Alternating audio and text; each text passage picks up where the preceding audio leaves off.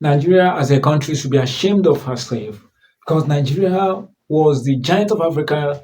Then, of course, some people still claim that Nigeria is still presently the giant of Africa, but that is a laughing stock because Nigeria has degraded, denigrated, and lampooned herself, especially because of the cack-handed leadership we have in Nigeria. I remember during the apartheid regime in South Africa, Nigeria acted as a big brother to South Africa.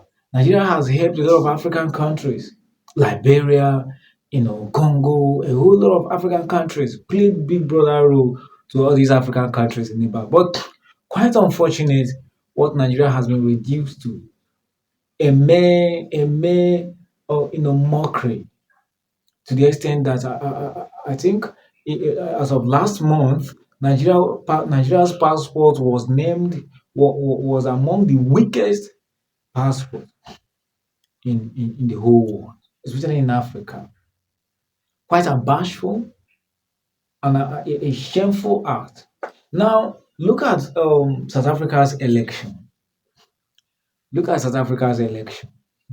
South Africa's election is a litmus paper.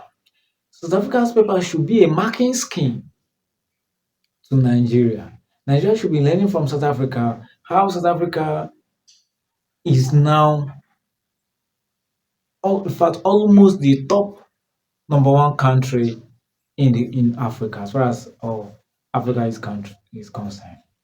South Africa is look at their GDP, look at their minimum wage, look at their infrastructure, look at their modus operandi, their modus vivendi. Everything about South Africa is the sign of all eyes. A monumental infrastructural and human capital development.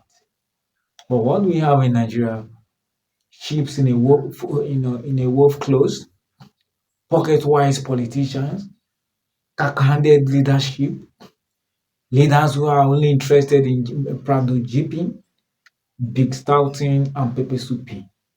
No single and iota of knowledge about leadership and politics.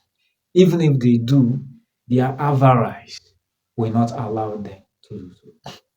Recently, South Africa had their election.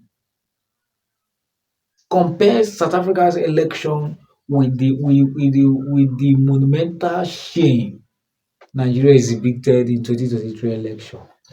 Yes, they target election because then I don't see any election there. What we saw was selection. What we saw in Nigeria's election in 2023 was selection because of nepotism, because of greediness, because of selfish interest. That's what kept us where we are today. Look at South Africa, still showing to the world that they remains the primus inter pares when it comes in Africa. Now, what could be the issue of Nigeria now? Is it the same colonial effect?